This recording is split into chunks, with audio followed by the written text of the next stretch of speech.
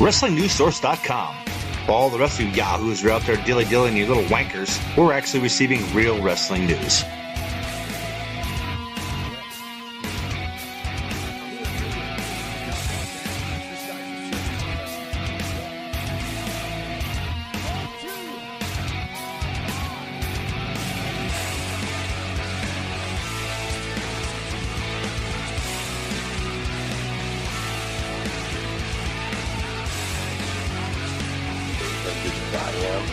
Like my brain was firing off that little week, hanging out with everybody. You love gentlemen doing this and do that. It's like I don't fucking do it. All of a sudden it comes to me. It's like, oh my God. So it's like a healthy thing too. The more you can use your brain when you have this injury, the better it is. So what's going on, Paul? Awesome, JP. Cool, you're here, buddy. Yep. JP, what's up, brother? What's happening, man? Thanks, Paul. No worries, brother. Anything for you? Dude, I actually took... Can we talk about, like, the NHL and stuff with you? With that garbage? What do you mean? Like, they're claiming CTE has nothing to do with concussions and all that because they're trying to avoid paying their players for it. Right. Yeah, brother. All right. Just remember, anything you ask me, I'm going to shoot. So. Yeah, no, go for it. That's what I like to hear. You know how I am, brother. It's just... My life story now is a shoot. It is what it is. And now that I'm clear-headed again and feeling good, I always was that way, and now I feel like I'm more edgy than I used to be. I seriously can't get over how good you look. Like it is. I can't believe how good you looked. Like, that's incredible how healthy you look now. Yep. All right. It's amazing. Absolutely. You guys ready? I'm ready whenever you are, man. I'm just going to kind of sit back and I'll let you guys go. I mean, you guys have met each other, guys pretty dang well. So if I have, Paul, my job is always to kind of play devil's advocate. So I love it, and the fact that you're going to shoot and JP and I, and you're going to find this cool as hell. Although we haven't met, we've done this and been friends for over a decade, man. So I know exactly what you're talking about when it comes to just seeing people and having that stuff come together. And CTE is a huge thing. It's important to me. It's important to the entire world, and it's something that I think needs to be addressed. And it's an honor for me to be a part of it. So I'm just going to kind of sit back and relax and listen, and maybe pop in every once in a while. Perfect. It's all yours, man. All right. Yep. All right, everybody. It's me. It's JP. I'm here with Josh this week, and we have a guest with us this week, and he's somebody that wasn't only trained by Killer Kowalski.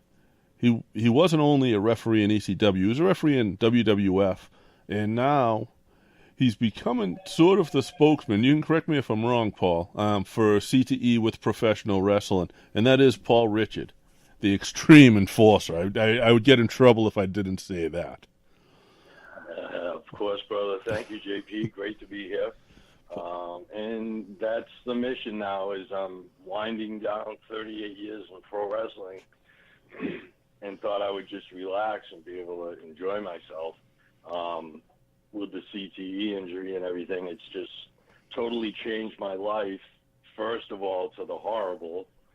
And then once I was able to get my mind back again, it's just been amazing. And the response from so many people to my recovery at this point, which has never been seen before, with this experimental medication. So this could be I call it medication X, and I don't know anything about it. That's Dr. Cantu's thing. But it just has improved my memory incredibly.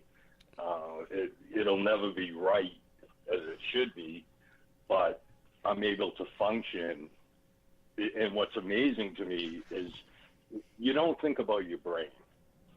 Your brain's in your head, and it's no big deal. I never once thought about my brain. All 9 concussions, I never thought about my brain.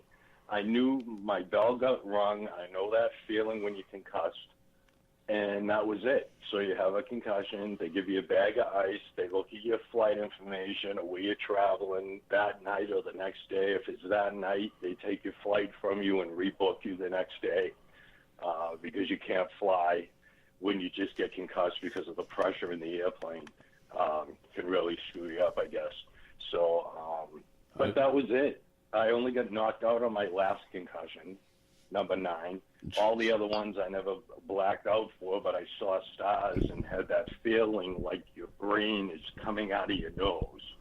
It's the most incredible feeling. And it's just, you'd think, well, and I didn't even really get many headaches either, which is rare for this type of thing. Yeah, normally it's like confusion, disorientation, dizziness, and headaches are the main symptoms for at least the first stage of CTE. Exactly. And then when you start to get those symptoms, you blame it on your concussions, or you blame it on all the things you did in the ring all these years. Because I've had concussion syndrome for 20 years. When did you find out you had it? When did you the CTE? Yeah. When did you actually go and get diagnosed? Well, what happened was, and again, if people want to check it out, I have a YouTube channel. I did 7 shoot interviews about my whole career. In the last interview, number 7, is a 29-minute interview. It explains everything that happened over the last 7 years in great detail, which is good because sometimes I forget it. But just in general, basically, my last concussion was in 1996 at the ECW arena. It was the Pit Bulls against the Dudleys, and it was when Devon was getting the big push with hitting everybody with the chairs, and it was going to be the opening of that week's TV show. And the thing was, they wanted Devon to hit somebody with the chair, and a lot of these things the referees weren't running to do those matches because it was hardcore and you're going to get your ass kicked. But how I looked at it is, I was trained by Kowalski to wrestle when I was 15 and a half years old. I know how to bump, I know how to do all the things. So why not, again, I never just put myself there anywhere as a referee. I always stood out because I put myself in the position to stand out, and it worked in every step of the way. So it was just very well planned out and everything. But that last concussion, Devon hit me with a chair and bent the steel chair over my head. You can see it and it's on Vince's friggin' network, on WWE Network. You can watch my worst concussion, on Vince's TV. So that was my last concussion. I had nothing but regular forgetfulness that I thought was just natural until 2010. I was inducted in the Hall of Fame in 2010. I think it was April. In August, I had one of my stepsons to be, it was his birthday. And once a month, we would have a meeting in Providence for the original merged NECW. And the financial guy lived in Providence. So once a month, we'd go down to his house and would have a meeting about what we're going to do for the next month or whatever we would talk about.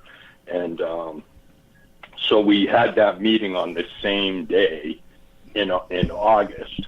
But I couldn't not go to the meeting. So instead of getting together with my family and having a little birthday lunch, dinner, we had a lunch.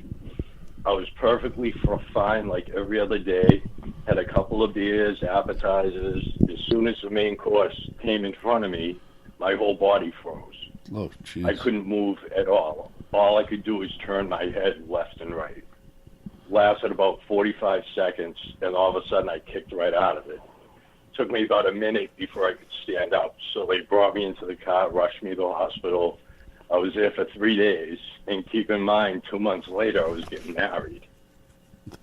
So there was so much shit going on, and I'm in the hospital for 3 days. They can't find any reason why this happened. They thought it was a stroke, but a stroke's only on one side of your body. This was my whole thing. Wow. So I went through all the brain tests for 3 days, went through everything. They couldn't figure out why this happened, except for like concussion number 4, was from a Sandman, and he hit me on the side of the head with the stick and fractured my skull. So that was like concussion number 4 or 5 or something. But right under that crack, they found a 2-millimeter aneurysm in my brain. Ouch. But it was dark, so if they're dark, they're older. If they're more red, they're newer. This was very, very dark. They said maybe 20 years old. Holy cow. I'm like, well, that's when that concussion was. You know, so they're like, we don't think it's a problem. If it grows to be an 8-millimeter, you'll have a stroke. So it's a 2 right now. So all you have to do is come back every year and have these tests. So, of course, I didn't go. I got married, and look, like from the day I got married, everything collapsed.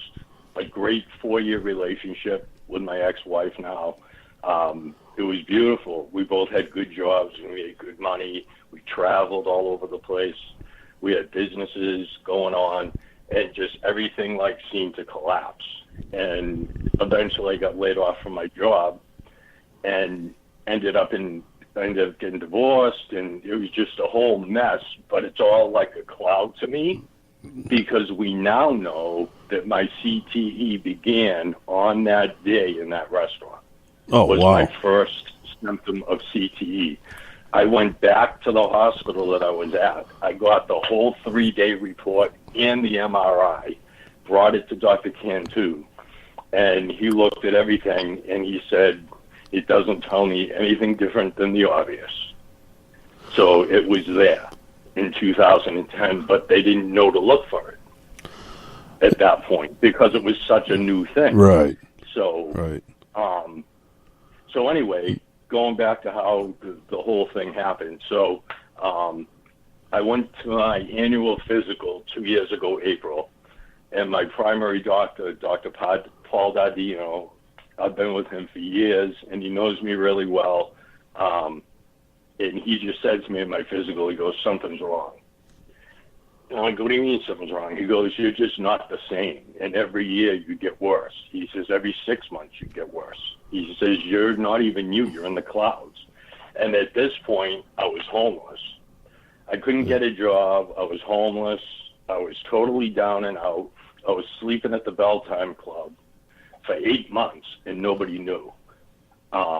It was embarrassing. But it's the same old story I've heard for years about former wrestling people who had concussions. It's just like at one point, everything collapses, and you just blame it on that.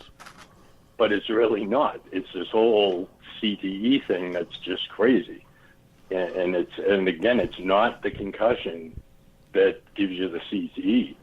CTE is like shaken baby syndrome for adults, because you never think about your brain, as I was starting to say earlier. Yep. It's just there. But the reality is, it's in your skull, like 1/8 of an inch away from your skull, all the way around. And it's not connected to anything except your spinal column. So your brain is floating around in this little space. And so every time you take a turnbuckle and you whiplash, every time you take a bump in the ring and you whiplash, anything that you do, you get slammed, you take a bump on the floor, it's shaking your brain. So you can get CTE without even having it. Okay. So that's why they have to have it. It's a whole new, it's related, because obviously if you get concussed, your head gets smashed. So obviously your brain's going to bounce around worse. But a simple thing is a car accident. You can be in one car accident and bang your head and get a concussion and be fucked up. And this is why it's such a big deal to let people know about this. And I've decided to just expose everything now, because I'm feeling so good. Now I want to help people that are in the same boat that I'm in.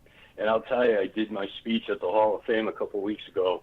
15 wrestlers or family members of wrestlers asked me for my business card because they were concerned that they feel that way too.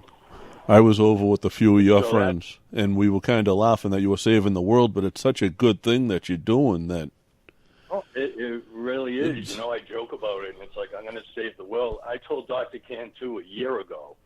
He has all pictures in the office because he has all NFL patients and hockey players and this and that. So he had a spot in his office. I go, what's going in that spot? He goes, well, if you want it to be you, I'm waiting for you to give me one. So I signed it to him. It was the hardest autograph I've ever signed because I really had to think about it, because here's this guy who I'm putting my life in his hands, and he's the best in the world. And he's here, and I'm here. Right. I'm so fortunate to be able to be here and to get the help that I needed. I went to rehab 3 days a week for cognitive rehab for your brain to try to figure out where it is that you're fucked up. And then physical rehab, because one of the symptoms is you're off balance to the left or the right. And I'm off balance to the left. So they try to work with you on that, which I've had no improvement on being off balance, but nobody would know that I am off balance. I didn't even know I was. Yeah, I found that out after I found out about the CTE. Dr. Cantu said to me, he goes, let me check your balance. He goes, how do you think your balance is? I go, great. He goes, well, I just want to let you know, as you walk around, you tend to touch things on the left side. Not holding it to hold you up, but like kind of favoring the left side. Yeah. I go, I've never ever noticed that. And then he started with the test, and I failed, and I'm off balance to the left. It's so bad that if I got pulled over by the police and they told me to take the drunk test and walk on the line, I can't walk on the line. It's impossible. I can only stay on my left foot by itself for almost less than a second, and I fall to the left. So it's crazy, it's just, you don't realize this shit. And it's like, so I'm fucked up anyway and feeling better right now. That's just having to think about everything I do now. Everything used to be autopilot with me. I mean, JP, you were around back in the days, the shit that I did. Yep. I don't have to brag or talk shit. I mean, I made history in this business for many people. And I did it like nothing. It was so easy. I didn't even have to think about doing the things that I did. You're talking about your balance being off. And your balance definitely wasn't off. I want you to tell one story. If you only tell one wrestling story, because I love this story. No, whatever you want, brother. The 2x4 bump. The 2x4 bump. Yep. Well, I definitely had good balance. Yeah. Doing that. That was pretty cool. That was at the Garden. It was Jim Duggan against King Harley Race, and Duggan had the 2x4 gimmick. And they were talking the thing over in the back, and they're saying they want to do this thing with the stick. They always called his board the stick. We want to do something with the stick with you, and I'm like, all right, they're going to smash me over the head with it or something, or clothesline me with it, or hit me with it by accident. I'm like, hey, whatever you want to do. So they said we had this idea, and it hasn't worked yet, to have Harley grab the stick from the table at ringside and dive into the ring with it, and Duggan was at the other corner, and he dived into the ring. So they're both flat on their stomachs, grabbing the ends of the board, fighting for the board. And I run between them, and I'm like telling them, stop. Then I stand on the board, so they'll stop trying to grab it. And they picked me up like a deadlift. And I wiggled like I was off balance on the board, and then I took a bump into the corner and didn't see Duggan hit him with the board. And when I turned around 1, 2, 3, and the place fucking exploded, and Duggan went over, and I did my famous board gimmick. And up to that point, they said it was the first time it worked. But you wound up kind of touring with those two for a little while doing that, didn't you? No, I only did it in Boston. Oh, okay. It was too complicated to do, and the next next shows were like on the West Coast and further away. So it was just like, fuck it, it's no big deal. You know, but at least we did it that one time. And I think that match was obviously on the monthly Nesson show of all the Boston Garden shows, but that was also on Primetime Wrestling with Bobby Heenan and Gorilla Monsoon, that is now the Monday Night Raw. And also, I think it was on All American Wrestling. It used to be on Sunday mornings. Yeah. But that match got some good play. That's awesome. I love that story too. It's just incredible. Yeah. But now, Dr. Cantu, he's part of the Sports Legacy Institute. Yeah, with Chris Nowinski. Yep. So Chris Nowinski partnered with Dr. Cantu to develop this whole Brain Institute thing. So, and I don't know a lot of that end of it, though I'm about to be thrown into it in the next month. I'm going to become very involved. I talked to Chris Nowinski, who actually is now in charge of like public relations and like fundraising things. He's not really out there anymore. Right. It was out there when it all happened because it was brand new but kind of, and I said that to Dr. Cantu. I go, Chris was great in the beginning. You saw him on TV all the time. He was putting it over and talking about it and everything. And then, like the last several years, you don't really hear anything about him. No, you'll still see like a quote here and there. I wouldn't even know that he's still there, really. And so he's like, oh, he's behind the scenes now. He's in charge of public relations. I need you to talk to him soon. You know, with all the ideas I have of how I can help raise money and, you know, try to make help anybody that needs the help, but also do speaking engagements for them, and not just for wrestling. It could be for Pop Warner parents that are concerned about their kids getting a concussion, what happens when they get a concussion. You know, I'm living with CTE 24/7, and I'm existing. Right. So here it is. I know what it feels like, how you feel when you lose your mind and you can't focus and you can't do anything you used to be able to do. It's crazy, but I know how that feels. And I know how it feels to now feel better. So I don't know anything about football at all. I was so stuck in wrestling since I was 15 and a half. I never really had time to pay attention to anything else. But now I can talk to 100 parents of football kids and answer their questions. You know, how does it feel when you get what are the symptoms? Oh, my son used to be an A student, now he's a D student, and blah, blah, and he gets headaches. Well, hello. Right. You know, so this could be very, very helpful to much more than just the wrestling community, but the whole point of what I'm trying to do is make awareness for us, because there isn't any. It's all, like I've said a million times, it's all about football and hockey. Right. You hear nothing about it until somebody dies. And the hockey. And then the family donates the brain and says, can you look? And sure enough, they've all had CTE. Right. It's too late at that point, at least for that person. Exactly. But that person suffered for years thinking that it's just because they got their heads banged in. Right. And like I said at the Hall of Fame, I had 9 concussions that I know of. I know people who have had hundreds of concussions. If I'm this bad from 9, what about like Cactus? What about the Dudleys, New Jack?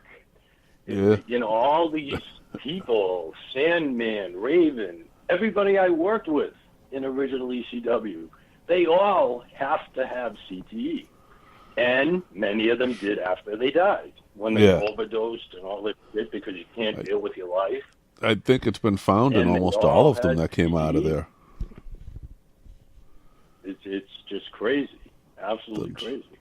No, the NHL. It's too late then. So now it's just spread the word, educate everybody. I'm not a genius, but I've learned so much about the human brain in the last 2 years that I feel like I went to college for it. And I don't even know anything yet until I get there into Boston and meet the behind-the-scene people and, you know, all these people, the people that actually, you know, dissect the brains, and they're going to show me how all that's done, because I'm going to donate my brain probably in August now to be studied afterwards. And it's going to be a press conference in Boston, because that's when I'll be the face of pro wrestling and anybody else that needs help that's having problems. And then from there goes my new something to keep me busy in my retirement. You know, do speeches and travel around. And I got a book deal that's already going on right now. I went out to Colorado Springs a couple of weeks ago and met with them, and that's going along really good. And the name of the book is going to be The Extreme Enforcer Paul Richard, 38 Years in Pro Wrestling. That is awesome. So that's the book. And now they're already talking about another book, like 2 years from now, Extreme Enforcer Paul Richard, Living with CTE and Surviving, talking about what I do from the day I retire from wrestling on.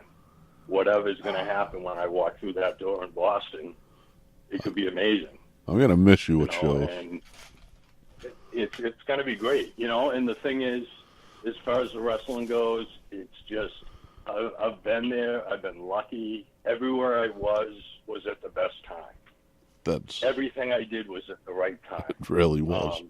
So no regrets. I did it all. And it's fact. You're right. I mean, you did more than most. Like I said, I mean, you went from Kowalski's, and then you went to WWF not too long after that, right? Right. How it basically all went down is I went to Kowalski's when I was 15 and a half, and he refused me as a student because he said I was too small and I'd never weigh more than 150 pounds. But we talked a little bit and had a few things in common, and he's like, well, if you want to come and hang out, you know, you're always welcome. And I went to every single class after that for about 2 months, and then one day he said, get in the ring. I go, what are you talking about? He goes, get in the ring. And it's like, you said I couldn't be a wrestler. He says, I have an idea. He goes, because I think you can learn how to wrestle, and we can make you a referee. So you could get thrown around, look like you're getting killed, and you're not, because I've trained you. And you're so young. You'd be the youngest to do it legitimately and get noticed for it. So I'm like, all right, that'll be fine. So I went through the whole classes about, you know, the wrestling end of it.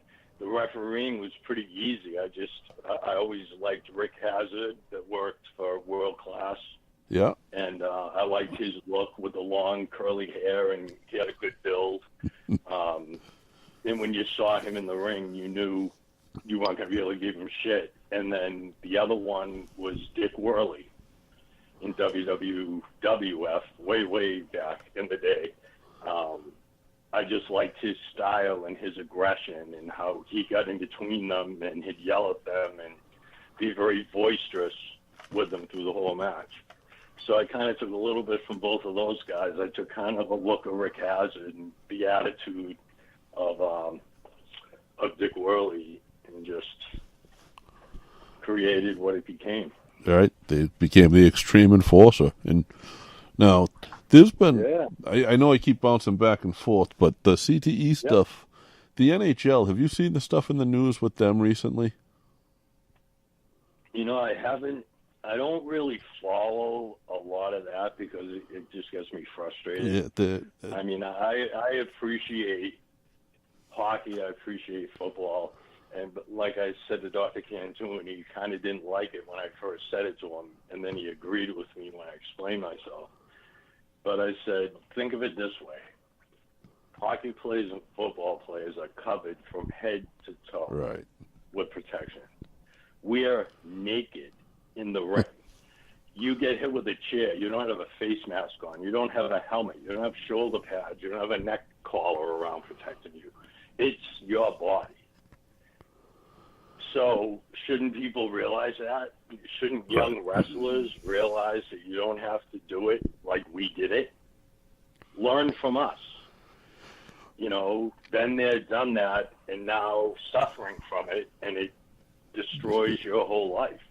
I can't do, who knows what I could have done. I was 52 years old when I got diagnosed and told that you're now 100% disabled, like you're 65 years old. Yeah, it's just like, oh my God. And it's like, and getting your own Social Security disability when you pay into it all these years.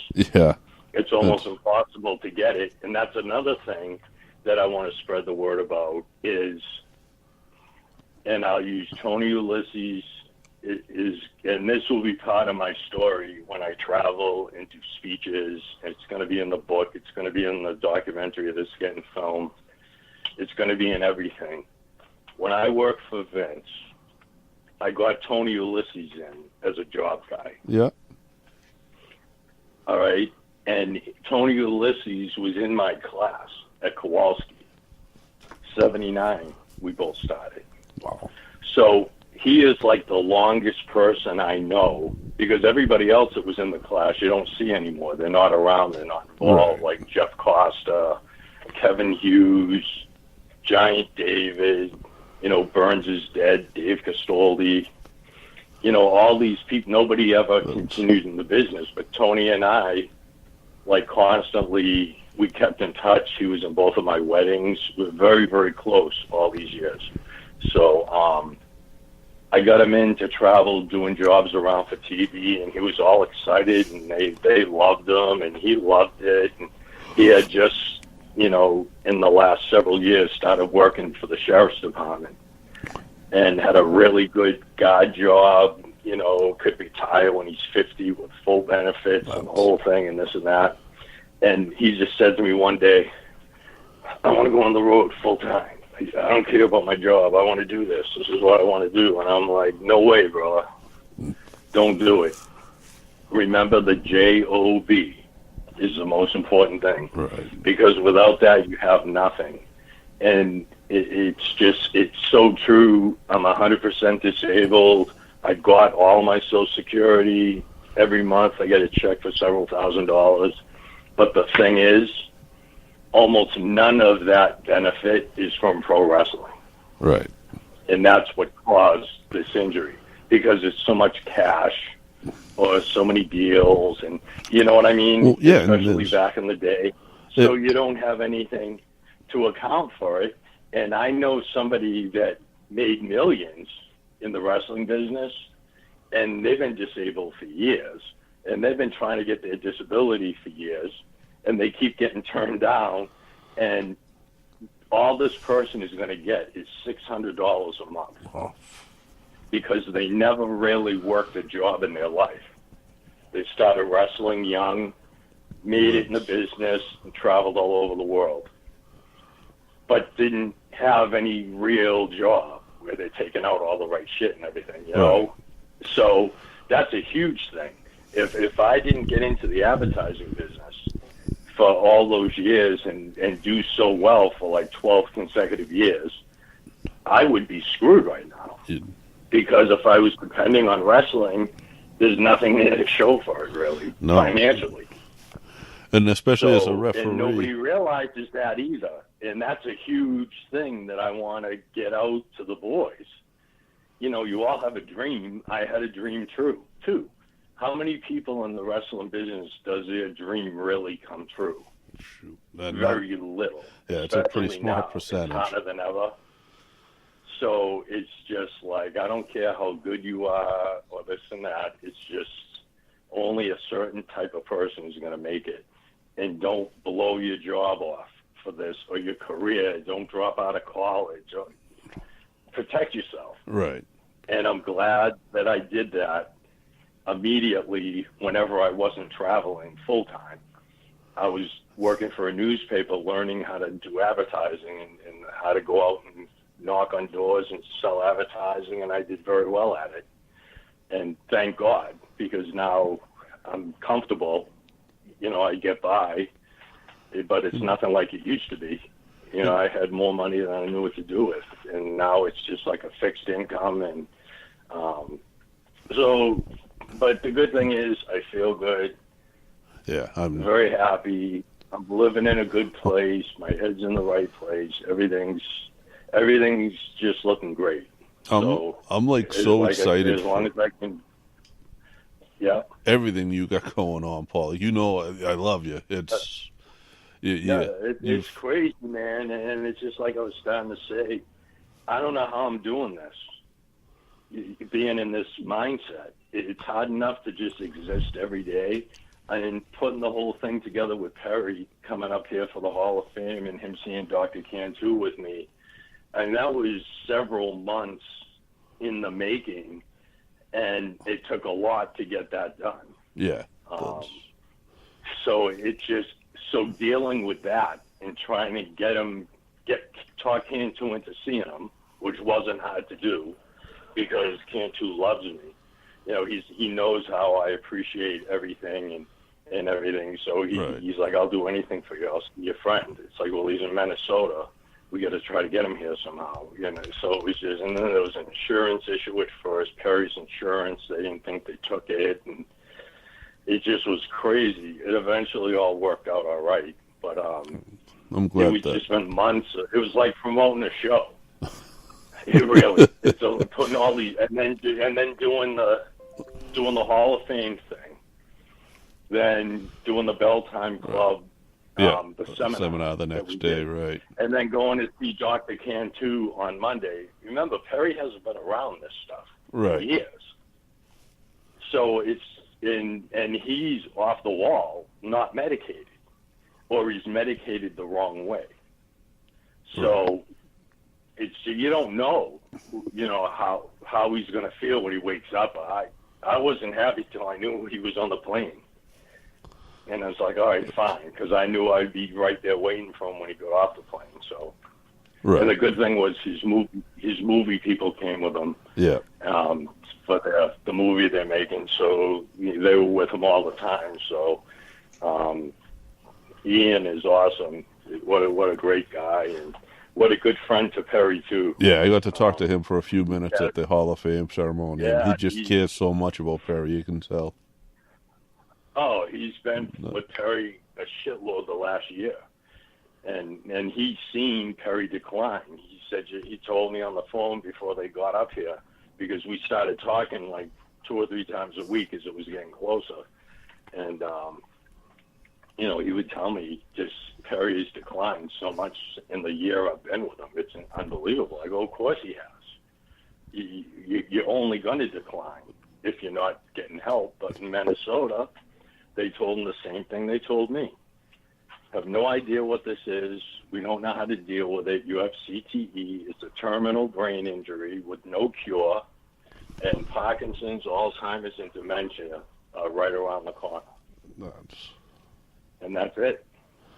And so that sucks. When you go to somebody who's supposed to know what they're talking about, and they tell you that, that's the scariest thing in the world. I agreed to finally do the tests 2 years ago, April, and my doctor sends everything to a neurosurgeon in the North Shore area here, who's supposed to be really good, and he gets all my records, and I go to see the guy, and you think you go into like a doctor's room, it's like, oh no, you can go in his office.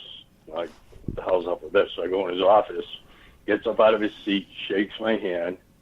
He said, very nice to meet you. He said, I Googled you. Pretty good career, huh? I'm like, yeah.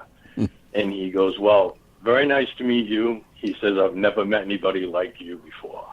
And I'm like, so what is he, a wrestling fan? He's never met a wrestling person. And he says, you have CTE. He said, and it's the same thing they told Perry. Terminal brain injury with no cure, Parkinson's, dementia, and Alzheimer's all coming. And I don't know what to tell you. And he didn't even tell me to go to Boston necessarily. I all of a sudden, Chris Nowinski popped in my head. And I'm like, shit. So I haven't talked to Chris for probably 20 years. So through Sheldon Goldberg, I got in touch with Chris, and he hooked me right up immediately with Dr. Cantu.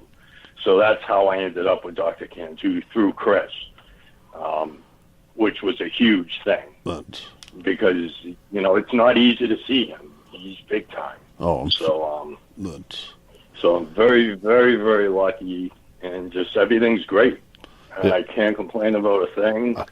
Everything's positive, and just try to spread the word. And, you know, people need help. I give them my number, and it's scary. And I had my first experience with a wrestler besides Perry. A month or so ago, I was at a show, and there was somebody there. Wasn't on the show, but he was there. The former WWE guy, also worked for the original ECW, and I think the other ECW after Vince bought it. Always great shape. Let's get the shit beat out of him. Great, great guy. I see him at this thing. He's sitting at the table signing autographs. He jumps off the chair, runs around the table and grabs me and hugs me. But he wouldn't let go. And then I felt like water on my cheek. And he was crying. And I'm like, what's the matter? He goes, I need your help. I go, what's the matter, brother? What do you need? He says, I think I have what you have. And the doctors where I am have no idea what to do. That was fucking amazing. You know, it was just like, here we go, and it hasn't even started yet. Right. And then, like I say, at the Hall of Fame, 15 people asked for my number and talked to me. I mean, probably 50 people talked to me about it because nobody knew. It was like the best kept secret, you know? Right. But what I'll say about people thought I was getting back refereeing again. They're like, oh, my God, you look so good. You're going to get back in the ring? And I'm saying to myself, yeah. Wait till third on tonight at the Hall of Fame, then you'll see. You honestly look like you could get back in the ring.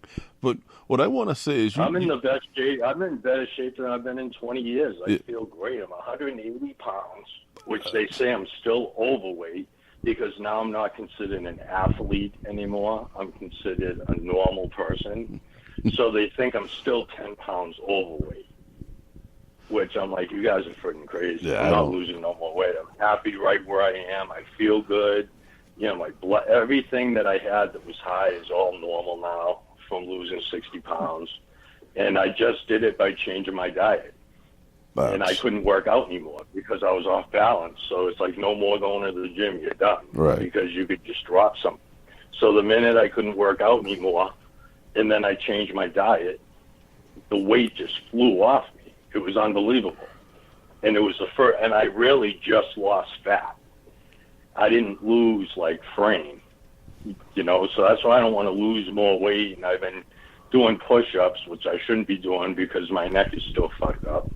But I just feel like I want to do it. And I've been doing it for like a month now. And I feel it, you know, I feel that good feeling, you know. That's and awesome. It's just like, why not do it if I can? But there's so much going on, brother, and there's even more shit going on that I can't talk about. Yeah, it's just like crazy, like a million things going on. And I'm just like, I didn't know juggling all this shit. I'm like, how can I do all this stuff in this condition? You know, I didn't know about the books, but I'm so glad. I'm glad you're writing your story because it needs. And I think both sides of your story, the CTE story and just your career story, both need to be told. Right.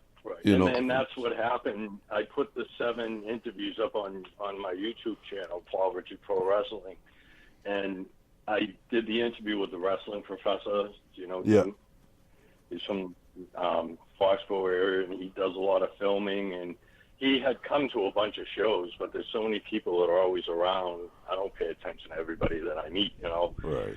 So he at the Hall of Fame when it was at the big hotel in Providence, like 3 or 4 years ago, he wanted to do a quick little thing with me. And I was like at the height of me being out of my mind. It was like the worst time to want to talk to me. I had my friggin' beard was gigantic and white like Santa Claus. It was awful, but I just didn't give a shit. You know, I just didn't feel right, and that's just how it was. But I started to watch some of the stuff that he did, and I liked it. So I told him that I had an idea about doing a shoot interview, uncut, unedited. I don't want it edited or anything. I want you to turn the camera on and just let's start from day one at Kowalski School all the way up to now. And we did it in like 4 hours, ended up being about 2 hours long, and all uncut, unedited, from the minute he put the camera on for the segment until we were done. Good. That's So, and that's usually not done either. You know, a lot of times shoot interviews are edited or whatever. This was just whatever I said. And he didn't know what to expect because, as I told you, it's a shoot interview. I look at everything as a shoot. I'm not going to tell you a story or candy coat something. It's not my deal. I'm going to tell you how it is, whether it's good or bad. But it's how I honestly feel. I'll never lie to you. no. I'm always going to be honest with you. And to me, always been that way, and I think it's a good way to go. So I think I'll keep going that way too. you're The saying crazy thing for me is that you guys have been going for an hour now, and I've been able to just sit here and listen to this. And and I'm going to be honest with you, because you're talking about shooting right now. As a wrestling fan, and JP will vouch for me, I'm a pretty huge mark when it comes to stuff like this. And when JP tells me that we're going to interview somebody, I do my best never to Google, never to research, never to do anything. And I think that's what makes us so unique. And I'm going to tell you right now, just as somebody that's watched this and enjoyed at your expense, I feel like an asshole. Why? Just because Why do you feel like that? you guys, between PJ and Perry and Ray, all of you guys, and in everything that you guys did, it was over the top, nothing like it. I gave ECW so much money and so much respect, but at the same time, I know and I see exactly what you're talking about. I see it in. Isn't it incredible? I see it in PJ. I see it in Perry. I saw it in Perry when he started his GoFundMe. And I gave him money because I was like, God damn it, there is something wrong, but nobody's saying anything. Yep, and that's the thing that just pisses me off. It's just you have to, it's not fair. And I will never shit on Vince. I appreciate Vince like crazy. I always got along great with Vince. He made my dream come true, and it was a one-night deal. It was all I cared about, one time in the Garden. And I did it 28 different times and traveled everywhere with them. So not only did my dream come true to do one show in Boston Garden on TV and get on all these programs, I had a 4.5-year run. So the dream, whose dream comes true? Like I was trying to say earlier, everybody's got a dream, but it's almost impossible to make your dream come true. And I was so fortunate to be in the right place at the right time and align myself with the right people. And always had an interest in the whole business all the way around. I think that was the hours on the road with Kowalski, talking to him about how he did his fundraising shows and how he did this and how he did that. And you're talking to me about the business end of it, and I really got it. And then my time at the original ECW was huge because I learned so much from Paul Lee. And I could call him and he would answer the phone, which he never did. It was always a chase. But he always answered the phone. He always did whatever I asked that we needed up here. He took care of it right away. I never expected to run the third biggest wrestling company in the country. Never ever dreamed that would happen. Never even thought about refereeing there. It wasn't even a thought. And got to do that, got to do a lot of big matches and take a lot of crazy hits and get concussions and shit, but it was awesome. And it was a great time. I enjoyed that time more than I did my time with Vince because it was more like a family. It was a whole different, Here's what I want to ask you two guys. Is this, and we can edit this stuff out, but there are, this could be like a fucking 5-hour conversation with me right now, and I don't want to do that. Yep. But brother, you know what? It happens all the time. Real quick story. Scott Williams did a book about the hardcore history of ECW. Yeah. Very, well-read book talking about everything about the original ECW and how it all collapsed and everything. He called me up one day and he said, I want to make an appointment with you for 15 minutes to talk to you about original ECW in New England, because you made that all happen and I want to get your perspective. I'm like, sure. Set up a time to talk. 3.5 hours later, we're done talking.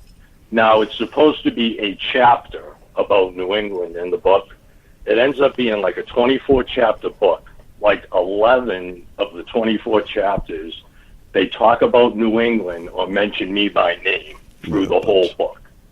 I did read that. It's just great. I just have so much knowledge and history of the business, and if you want to hear it, I'll tell you. As long as I can do this stuff, and that's I just want.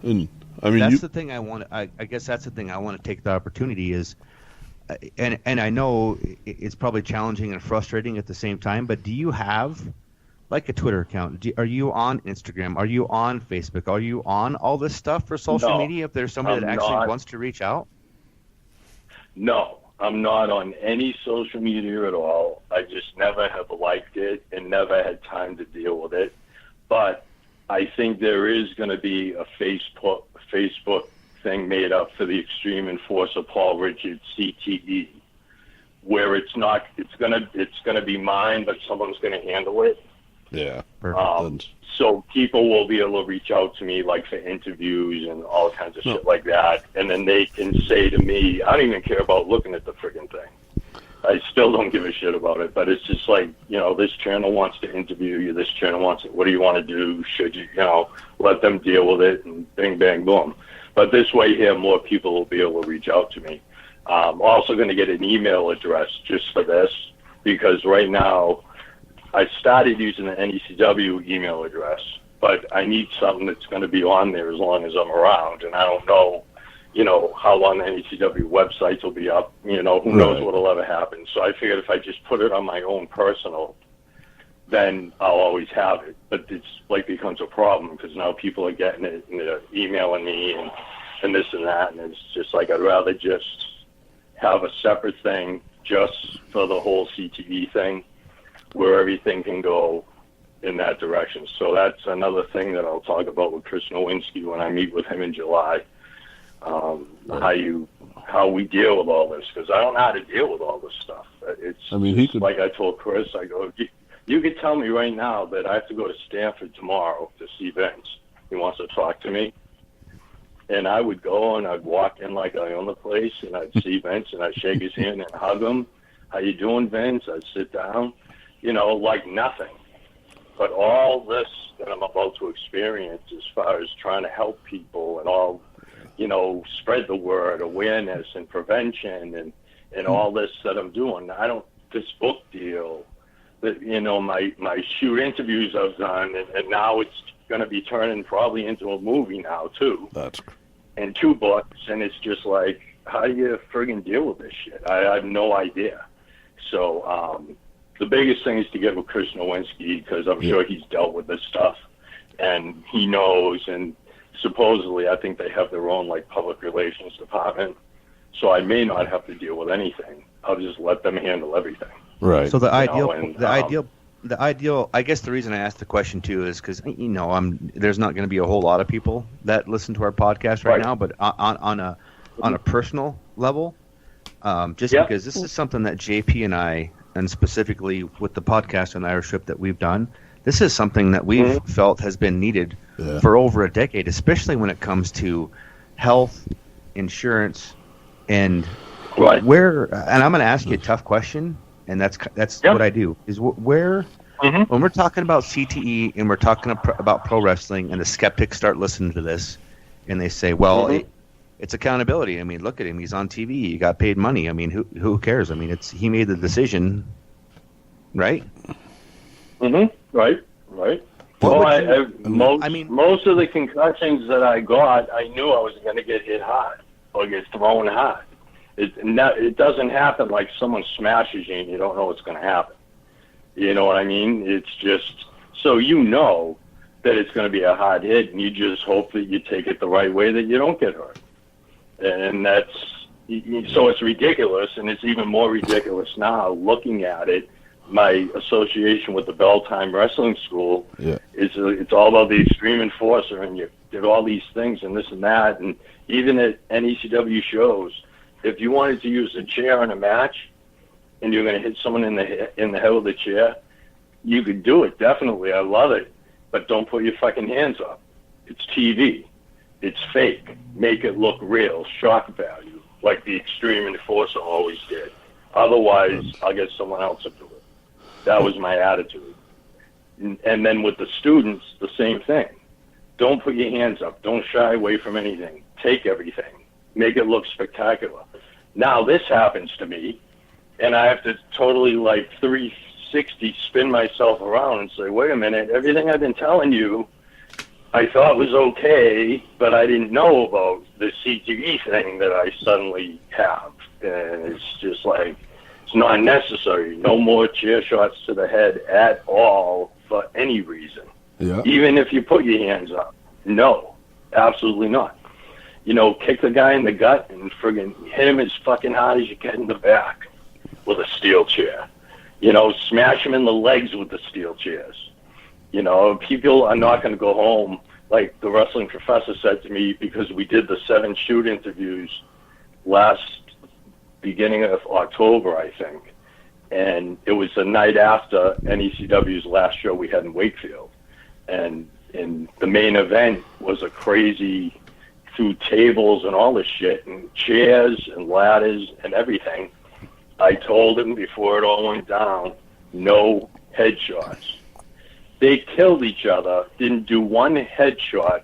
Everybody in the place thought it was so hardcore and crazy. Nobody said, well, it was good, but nobody got hit over the head with a chair. Right. No one. Point proven. Not fucking necessary anymore. It's just not, especially because of what we know now can happen. That's the thing. I say I've had a great 38 years. I wouldn't change a fucking thing. I'd still get hit. I'd still do all the shit I did because I'm an idiot. And wrestling's in my blood, and performing is in my blood, and looking at the fans' reaction on TV when something happens to you and you watch it back and you see the people oh my God, that's what it's all about. Entertaining the people and make them believe as much as they can. But not at friggin' risking your health or your life or having your life ruined if you don't have something to fall back on like I did with the other job. I would be screwed right now. I probably would not be here because I had a few very dark days at the very end before this all got figured out. And I am not afraid of dying at all. I have no fear of it. I have no regrets. I had a great life. Everything is beautiful. But I have no kids, no wife. It's just me. So why go on when there's no hope at all? And somehow I was able to kick out of that and, met Dr. Cantu at the right time and everything came together. And it's just we're going to win this fight. And like I was trying to say earlier about signing the autograph for Dr. Cantu, it's the hardest one I ever signed. And I think it went something like this. As I go into the biggest battle of my 38-year career, there's no better tag team partner to be with than you, Dr. Cantu. Thanks for all you're going to do. And then in big letters underneath I wrote, we will win, with 4 exclamation points. And that's a shoot. And he just looked at it wow. I go, I mean it. I'm serious. And he's just well, let's do it. So it's amazing. The biggest thing right now is you are taking, and I think did you call it Medication X? Is that what you called it? Yeah, it's an experimental medication, and I can't talk about what it is because It's not it took my pharmacist 2 weeks to even get it because I never even heard of it because nobody takes it because it's a new thing to try to help with this. So I don't know the specifics of it or what's in it or what it does or anything. Dr. Cantu's the expert on that shit. But I just know it's experimental and it's just improved my way of life quickly. The first day I went to Dr. Cantu, you have to do 100 like questions. Are you dizzy today? How dizzy are you? Did you forget today? What did you forget? All these questions. And I sat there in a fog the first day saying, I don't even want to fill this fucking thing out. If I got to do this every time I come here, it's just going to aggravate me. So I filled it out, gave it to Dr. Cantu. He added everything up, calculated it. The number came out to 58 as far as how my symptoms were. He said that was very, very high on the scale, but I was so fucked up, I didn't say, well, what's the scale? I just knew it was bad. So I don't give a shit what the scale is. If it's high on the scale, I'm fucked. You know, that's how I looked at it. And I still haven't asked him what the number is, but virtually once I went on the medication, it went from 58 3 months later to 28 to 19 to 9. And when I went with Perry 2 weeks ago for my appointment, it was 3. Wow. They have never had anybody in less than double digits using the handful of people that are on it have never had this much improvement. Yeah, I guess that was going to be what's my next happening question. To me has never happened before. So there's only a handful of you guys that are actually taking this drug. And it's not even just us. There's some people that might have been in a car accident, might have been a football player. I don't know who's on it, but it's not just a wrestling. It's something they're trying to see if it will help the symptoms of CTE. So, but it's going to be known. Once I do the brain thing and it's a news conference and everybody's going to want to know what the hell is this, you know, and Dr. Cantu will be sitting right next to me, and if he wants to answer and talk about it, he can. If he doesn't want to, that's fine too. You know, I don't know how these things work, but, like I said to him, I know people are going to ask me, and I'm calling it Medication X. Yeah. That's what I'm calling it. I'll tell you, I don't give a shit what's in it. Say, you know, I'm glad I have my friend healthy.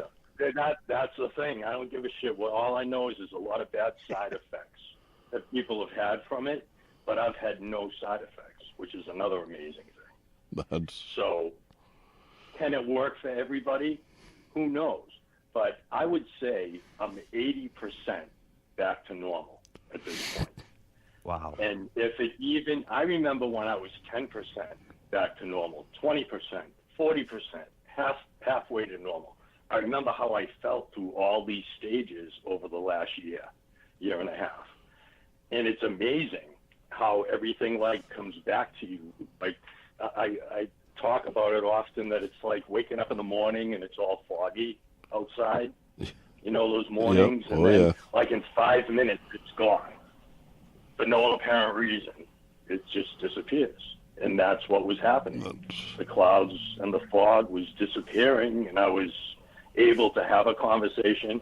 I couldn't have a conversation a year and a half ago for any length of time because I would forget what I was talking about. And the first time I saw improvement was the shoot interviews because it ended up being the 2 hours long. And through the whole time they were here, I only forgot once what I was saying in about 4 hours of talking. And that is like incredible because I couldn't, like if I was talking to you and you asked me a question and JP said, well, what about this? The minute JP would say that, I would forget anything we're saying. So everybody around me, before we knew what was wrong with me, they would say, you were just saying this. And as soon as it say that, it would come right back to me. So it's scary as hell. And you don't, and the thing is, not to put us down, but we're fucking stupid in this business. You know, we think we're supermen and, you know, everything is what it is. And we have extremely high tolerances for pain. Because you're always in pain. Something always hurts. And you just make excuses for yourself. I remember one of the last NECW shows in Everett at the rec center. Yeah. Before every show, they play my extreme music. I come out, I talk to the fans. I got in the ring, had no idea what I was going to say. Totally blacked out. No idea. I went over to Chris Norman, and I'm like, I have no fucking idea what I was supposed to say. And he's just like, well, say this. And whatever he told me to say, I said, and I got out of the ring. That was 4 years ago. Do you think I gave that a second thought? Of course not. No. That's what happens when you have concussions. And even to a year ago, April, when I'm improving and feeling better, Tony Ulysses again, who I said earlier how close we are, he talked to me on a Sunday. The next day was a holiday on a Monday. He said, let's meet for lunch in Quincy at Applebee's. We set up the lunch for the next day. 11:30 the next morning, sound asleep, my phone rings, and it's Tony. It was like I'd never talked to him. Oh, wow. Hey, what's up, brother? How you doing? He goes, good. He goes, brother, you're a little foggy yesterday. I just want to make sure we're good for today. Huh. I go, what do you mean? I didn't talk to you yesterday. He goes, Paulie, we talked for 20 minutes, and we're meeting today. I go, I'm not meeting you today. He goes, we're meeting for lunch at 1 o'clock. I go, where? And he goes, Applebee's in Quincy. I'm like, all right, I'll see you at 1, and I hung up. And I jumped up, threw clothes on, jumped in my car, and I beat him there. I got there before he got there, but he was like, oh, what the fuck's the matter? What's wrong? So I had to explain. He was the first person I explained it to a year ago, April, because he saw it. Yeah. And then while we're sitting in the restaurant, he's like, well, and I go, well, what? He goes, did you look at your phone? So you know we talked? I go, no, because I was still so foggy. I didn't give a shit. I look at my phone, sure enough, 20 minutes Sunday afternoon, talk to Tony Ulysses. No recollection at all, even to today. I'd put my hand on a stack of Bibles and said, no, that's not true. Wow. That's how bad it is. And that was a year ago, April, as I'm getting better. It's crazy. So you were doing the treatments without really anyone knowing? Nobody knew anything. I didn't tell anybody. Man, I just totally, just like being homeless, a handful of people knew that I was living at the Belltime Club, but other than my desk area near the front door I had with my shit on it, you know, you would never know I was even there. Right. Because I was living out of my car. And I didn't tell anybody. I didn't boo-hoo about it. I didn't do a GoFundMe page. I didn't do anything. And I lost everything. But it's just like, I'm going to kick out of this or I'm going to go to sleep, and that's it. And it's a choice. It's a fork in the road. What do you want to do? Whatever I decide to do is going to happen right now. And that moment was New Year's morning, 2017. After the ball dropped in Times Square, I was watching it at the school. And I saw the ball drop, and the minute it dropped, like my whole body got a chill. And I jumped up and I stood in that ring and I go, everything ends now. I got to pull this together. I'm not giving up. I'm going to make this work. And everything turned around that day. Because the moment the ball dropped, for some reason I went to my senses at that moment for the first time probably in years that I remember. I may have had these things where I had a flash of brilliance and didn't realize it. This time, for some reason, I grabbed onto that lightning bolt and went with it. I don't know why it happened or how it happened, but everything changed at that moment. In 48 hours, I had a key to my apartment. Is that right? After being homeless for 8 months. I started looking for one New Year's Day, had an appointment, 3 o'clock New Year's Day afternoon, had the key the next day. And just turned it all fucking around. Like 100 miles an hour, I just took control like I always did. And just fought every second of every day to not, it's mind over matter. I got to try to fight this. And through the cognitive rehab at Dr. Cantu's, they teach you how to think differently. Because now you have to think. You're on automatic pilot, both of you guys. You guys don't have to ever think about your brain. Right. You know, you do what you do every day. And, you know, I never thought about my brain until 2 years ago. I never thought about it. It's just there. But it controls your whole fucking body. And all kinds of crazy shit it controls that you'd never think about. It's just ridiculous. But it's so powerful. And it's just... So I'm such a nut mind-wise and so strong-minded and bullheaded. I just like put it in super high gear and gave it a last shot, and it worked.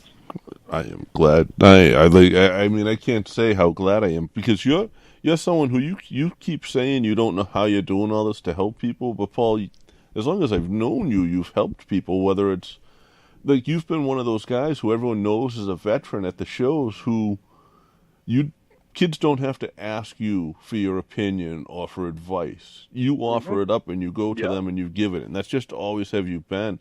Going to the Bell Time Club and helping those kids out. I've seen you with those kids. Absolutely. So you know, I can say that's this. What it was.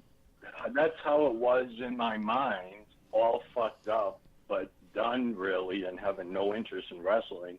What can I do now? There's nothing else I can do in wrestling. I've done it all, and nothing will ever be what it was before. It's just a fact. It's different times, different situations. So what's in it for me now? There's absolutely nothing in it for me with wrestling. So what can I do to keep my fingers in it but help people? You know, help the students. You know, go to the independent shows. And a lot of the guys would ask me because I think I'm approachable. Yeah. Because I've always been approachable. No matter what point in my career, I never treated people like I was better than everybody else, even if I might have been at the time. Right. But I didn't let it go that way. It was just, I always try to be me, just myself. And that's how I want to be through this whole next experience I'm about to go into. It's just, you're going to get me and you're going to put me in front of people. I'm going to start talking and I might start swearing and getting into it, but that's me. Yeah. You know, beep it out if you don't like it. You know, there's nothing I can do. I can't censor myself. I can't. Like Joe Bruin said to me about a week before my speech at the Hall of Fame, he's like, what are you going to talk about? I got to be honest with you, I don't really know. I go, how much time do I have? What do you want me to say? He goes, brother, it's your floor. You be up there as long as you want, he says, and you say whatever you want. I'm like, all right, cool. So then I'm starting to think about it, and then like my sister said the same thing to me. What are you going to say? I don't know. You can't even remember what you did yesterday. You're going to get in front of all these people and start talking, you're going to forget. I'm like, no, I won't. Don't worry about it. So then I made, like, bullet points, which I even did in 2010 before my first symptom of CTE. Yeah. I had to make bullet points so I wouldn't forget to mention what I wanted to say, which I just thought, concussions, plus you're getting older and you forget shit and maybe a little nervous, and it's just like it is. So you can see me with the bullet points when I got inducted in 2010, and I actually taped that note to the back of my Hall of Fame plaque. So my notes for my acceptance speech and my induction of Tony Ulysses are on the back of my Hall of Fame plaque. That is pretty cool. You know, pretty cool. So I did the same thing for the Hall of Fame this time, but getting there and talking to people, I was so fired up because everybody thought I looked great and I was doing great. Nobody knew. You know, a handful of people knew, but most people didn't know what's happened. And I'm laughing because they think I look so great and everything else, and I do feel great, but it's just, it wouldn't be this way if this didn't happen. It wouldn't have gave me a wake-up call to eat right and do all the right things. And so that's why the shock value when I said it and put it out there in front of everybody, people were shocked. Yeah, I mean, I had grown men with tears in their eyes talking to me. And there's people... A wife of a wrestler with tears in her eyes talking to me because her husband, they're almost to a point of having to get a divorce because he won't go to work, he doesn't want to go out, blah, blah, blah. You know, and she goes, maybe this is why. I go, I wouldn't be surprised. Yeah. Can I have your number? Here's my number. You know, so it's just... I won't say who, but I could almost guess who. And if you want to keep going, we can. Or if you want to do some another time. Yeah, let's... Whatever you guys want to do. I definitely want to do a part 2 with you because I got notes I didn't even get to on this. Fucking 3, 4, 5, 6, 7. Yeah. I mean... No problem. You know, and get me now. Get me now while you can, because I'm sure once I get into the CTE position and start doing speaking, it's going to cost people to interview me. And that's raise money for the thing. Not the money thing. The money thing wasn't an issue. People that I'm close with, it's just like I don't know what's going to happen, but I know that I'll be paid for doing this, and it's going to cost because as it should. It's an appearance. It's like, and that's what I need Chris to help me with too, is if I go out and sign autographs, I get this amount of money, or I keep all my money from the pictures. Right. If I go out and talk, I get a payday. A promoter called me, asked me to come and talk to his dressing room and talk to the guys. I get a payday for showing up and talking before the show for 10 minutes because it's value. Now it'll be different because it'll be a bigger payday it'll cost to get me to talk. Yeah. But 90% of it will probably go to the CTE Foundation. So, so I'm telling anybody I know that I want to, will you do my show, will you do this? I'll do anybody's stuff until I can't do it like this anymore. So take advantage while you can. Paul, what's your YouTube again? Paul Richard Pro Wrestling. The biggest thing to watch is the 7 shoot interviews. Yeah. So when you go to Paul Richard Pro Wrestling, it comes up, and then it stupidly says like playlist and this and that. You got to go to playlist and then click on the one that says Paul Richard Pro Wrestling, and then I think there's like 60 videos up there now. But the 7 2-hour shoot interview series is on there too. So you guys should check that out because it kind of gives you a good overview of the whole career and everything that's happened. And that's how I got the book deal. The day after it went up on YouTube, I got an email from a guy in Colorado Springs. Watched all 2 hours of it. The night it went up, I don't know how the hell he found it, and said, what a great story besides wrestling. Even if you're not a wrestling fan, you'd be captivated by the story and how I put it across and this and that. So right. And that's the thing with right now, the CTE stuff, like this isn't a wrestling story. This is a life story being told. Exactly. If you've ever been hit in the head. So many other people can relate to it. That's the thing. People can actually relate to this because people are dealing with it all over the world. They have no clue. Hey, I bought all into this until I pulled up my phone and started looking at the interview, and then I saw the jersey.